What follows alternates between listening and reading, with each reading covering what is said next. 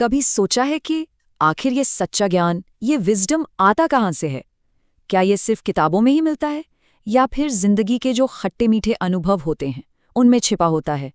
चलिए आज इसी सवाल का जवाब ढूंढने की कोशिश करते हैं विवेक राजन विवेक की किताब a great sage and a rascal named Doku के इस गहरे विश्लेषण में। पता है, ज्ञान वो अक्सर ना बड़े ही अप्रत्याशित तरीकों से हमारे पास आता है। कभी अनुभव से, कभी बहस से, कभी जब हम अकेले में कुछ सोच रहे होते हैं, और कभी-कभी तो यहाँ तक कि सिर्फ शरारत से भी। तो विवेक राजन विवेक की ये जो किताब है ना, अ great sage and a rascal named Docu, ये कोई आम फिलोसफिकल किताब बिल्कुल नहीं है। ये आपको चैलेंज करेगी, आपका मनोरंजन भी करेगी और आपको ना अपने ही बारे में बहुत गहराई से सोचने पे मजबूर कर देगी। देखिए, ये किताब कोई उपदेश नहीं दे रही है और ना ही ये कहती है कि भाई जो गहरे सत्य हैं उन्हें बस बिना सवाल किए मान लो। नहीं, बल्कि ये तो हमें एक बहुत ही दिलचस्प बातचीत में शामिल होने का न्योता देती है। एक ऐसी बातचीत जहां ज्ञान और विद्रोह आमने सामने हैं, अनुशासन और जिज्ञासा टकराते हैं और तर्क और बगावत के बीच एक संघर्ष छिड़ता है। तो बताइए, क्या आप इस अनोखी बातचीत के लिए तैयार हैं? इस किताब की जो सबसे बड़ी खासियत है वो है इसके दो मेन कैरेक्टर्स, सेज और डोकू। इन दोनों के बीच जो जबरदस्त कॉन्ट्रास्ट है ना, वही उनकी बातचीत को इतना इंटेलेक्चुअली एक्साइटिंग और मजेदार बना देता है। तो इस कहानी के सेंटर में दो बिल्कुल ही अलग किरदार हैं। एक तरफ है महान ऋषि, जो कि ज्ञान, स्थिरता और शांति का प्रतीक हैं, और दूसरी तरफ है डोकू, एक बेचैन, विद्रोही मन जो हर चीज पर सवाल उठाने में माहिर है। देखिए, ऋषि हमें शांति और आध्यात्मिक समझ का रास्ता दिखाते हैं। उनके शब्द हमें क्या सिखाते हैं?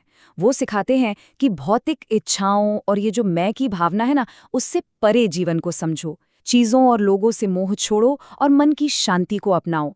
ये समझो कि दुख जो है वो हमारी जिद और उम्मीदों से ही तो पैदा होता है। और ये भी मानो कि ज्ञानी होने का मतलब ये नहीं कि सब कुछ जान लिया, बल्कि ये समझना है कि आखिर ज़रूरी क्या है। पर सवाल यह है कि क्या ज्ञान पाने का यही एक अकेला रास्ता है? और यही एंट्री होती है डोकू की। वो साहसी है, मजाकिया है और लगातार सवाल करता है। मतलब एक ऐसा दिमाग जो नियमों को मानने से साफ इनकार कर देता है, परंपराओं पर हंसता है और किसी भी बात को भाई आंख मूंद कर तो बिल्कुल नहीं मानता। वो असल में आज के दौर का विचारक है, बौद्धिक संदेह और मानवीय विद्रोह की एक जीती जागती मिसाल। पर एक मिनट, ये किताब सिर्फ दो किरदारों की कहानी नहीं है। असल में इसके पीछे जिंदगी, ज्ञान और सेल्फ अवेयरनेस पर बहुत गहरी शिक्षा छिपी हुई है। तो किताब का एक बहुत बड़ा सवाल ये है कि आखिर ये बुद्धिमत्ता, ये विजडम मिलती कैसे है? क्या पढ़ाई से मिलती है या अनुभव से?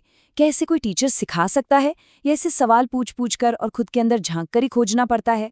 अब डोकू जो है वो लगातार ट्रेडिशनल ज्ञान को चैलेंज करता है और ये हमें सोचने पर मजबूर कर देता है कि क्या विजडम सिर्फ कुछ नियमों का एक सेट है या फिर ये कुछ ऐसा है जिसे हमें खुद एक्सपीरियंस करना होगा।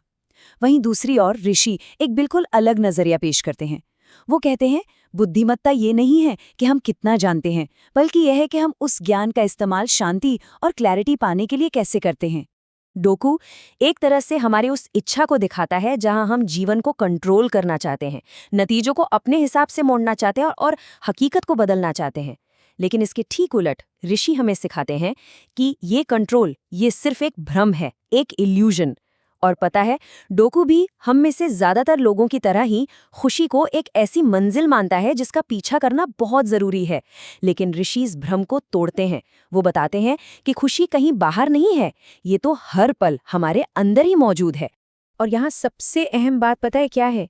सच्ची मास्टरी जीवन को कंट्रोल करने में नहीं है, बल्कि उसकी जो अप्रत्याशित, अनप्रिडिक्टेबल नेचर है ना, उसे स्वीकार करने और उसके साथ तालमेल बिठाने में है। और खुशी के बारे में भी ये समझना बहुत जरूरी है। खुशी कोई डेस्टिनेशन नहीं है जिसे कहीं पहुंच के पाया जाएगा। अरे नहीं, ये तो मन की एक स्टेट है जो इसी पल में यहीं पर अभी अवेलेबल है। अच्छा, अब चलिए आगे बढ़ते हैं और इस किताब के दो और बहुत ही दिलचस्प पहलुओं पर नजर डालते हैं, शक्ति और तर्क। मुझे लगता है इस किताब का शायद सबसे बड़ा सबक है लेटिंग गो की कला सीखना। मतलब अपने अहंकार को जाने देना, चीज़ों से जो मोह है उसे जाने देना, गुस्से को और हर बात में सही होने की जो जिद है ना, उसे छोड़ देना।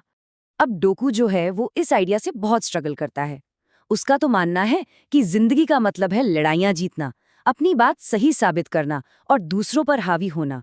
और ऋषि इसका जवाब देते हुए समझाते हैं कि देखो, पुरानी बातों को पकड़कर रखने से ना बस हमारी एनर्जी ही खत्म होती है, और जब हम कंट्रोल छोड़ने की हिम्मत करते हैं तो हम अपने विकास और आज़ादी के लिए जगह बनाते हैं। मतलब छोड़ देना कोई कमजोरी नहीं है, ये तो ज्ञान और मुक्ति का प्रतीक है। तो बॉटम लाइन ये है, असली आज़ादी किसी चीज को कसकर पकड़ने में नहीं मिलती, बल्कि उसे जाने देने में मिलती है, जो अब हमारे किसी काम की नहीं है। और आखिर में एक बात याद रखने वाली है, सच्ची समझ सिर्फ दिमाग से, लॉजिक से, सोचने से नहीं आती। ये तो बुद्धि और इंट्यूशन, सोच और भावना, जानने और होने के बीच एक बैलेंस बनाने से आती है। देखिए, स्पिरिचुअलिटी या सेल्फ हेल्प पर जो आम किताबें मिलती है ना, ये किताब उनसे बहुत अलग है। ये सदियों पुराने ज्ञान को ह्यूमर, विजडम और एक मज़ेदार कहानी में पिरोती है। ये किताब हमें कोई रेडीमेड सिद्धांत नहीं थमा देती, बल्कि दिलचस्प बातचीत और बहसों के जरिए हमें अपना सच खुद खोजने का मौका देती है। और नतीजा क्या होता है? एक ऐसी किताब जो पारंपरिक ज्ञान को चैलेंज भी करती है और गहरी समझ को अपनाती भी है। ये ज्ञान को मज़ेदार और आसान बनाती है और हमें अपनी खुद की खोज के लिए मोटिवेट करती है। तो कुल मिलाकर विवेक राजन, विवेक की अ great sage and a rascal named Docu एक ऐसी किताब है जो आखिरी पन्ना पलटने के बाद भी ना लंबे समय तक जहन में घूमती रहेगी। तो इसकी जो मुख्य बातें हैं वो क्या हैं? पहली, बुद्धिमत्ता नियम रटने का नाम नहीं है। ये तो सवाल करने, अनुभव करने और इवॉल्व होने का एक सफ़र है। दूसरी, कंट्रोल एक भ्रम है और इसे स्वीकार करना ही सच्ची शांति का रास्ता है। तीसरी, खुशी बाहर नहीं बल्कि हमारे अंदर इसी पल में मौजूद है। चौथी, लेटिंग गो हमें आज़ादी और गहरी समझ की ओर ले जाता है। और पांचवी, बुद्धि को इंट्यूशन के साथ बैलेंस करने से ही स्थायी ज्ञान मिलता है। सच कहूं तो ये किताब हर उस इंसान के लिए है जो जिंदगी की गहरी सच्चाइयों को एक नए और मज़ेदार तरीके से खोजना चाहता है, चाहे वो साधक हो, विचारक हो या फिर एक स्केप्टिक। अगर आपने कभी भी लॉजिक और विजडम, संदेह और विश्वास या कंट्रोल और सरेंडर के बीच के बैलेंस के बारे में सोचा है, तो ये किताब एक यादगार बातचीत के जरिए एक बिल्कुल नया नजरिया पेश करती है। यकीन मानिए, ये एक बहुत ही सार्थक यात्रा है जो हंसी, ज्ञान और गहरी समझ से भरी हुई है। और आखिर में एक सवाल छूट जाती है कि ये जो यात्रा है, ये हमारे खुद को और हमारे आसपास की दुनिया को देखने के तरीके को आखिर कैसे बदल देती है।